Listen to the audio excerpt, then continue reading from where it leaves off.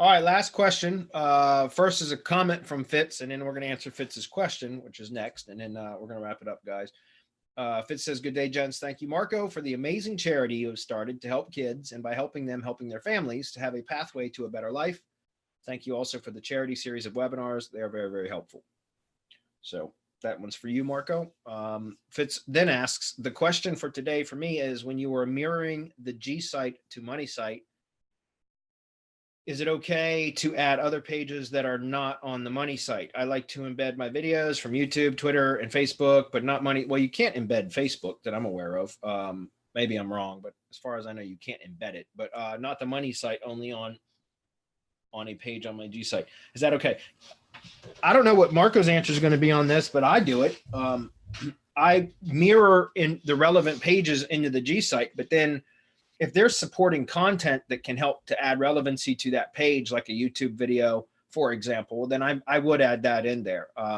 Or I might add, I might iframe in a press release, for example, that is particularly relevant to that particular page, for example, something like that. I do it, but I don't know what the actual professional's opinion is on this. Let's say you, Marco.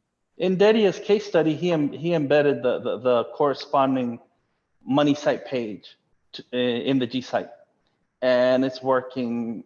You guys have seen how it's working from what he's saying in the mastermind. So by all means, and if it's relevant, if it's part of the entity, why would you not? I mean, this is the beautiful thing about what we do, is that since it's ours, we can do anything we want with our entity. It's part of who we are. It's part of what we are on the web. So anything that reinforces that can only help, especially when you're doing it through iframe.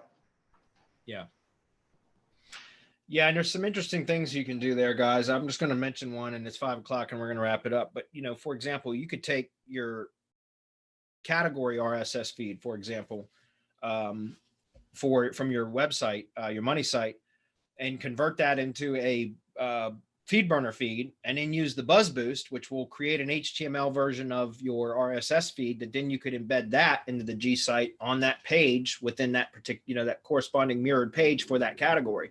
That makes sense. So now you've got not only the embedded web page, but you also have the feed with the category, with all the posts within that particular category, dynamically updating that page, if that makes sense. Because every time you post something new within that category, we'll update that feed, which is an HTML version of a feed burner feed embedded in the Gsite, which is another Google property. So it's another iframe stack within Google.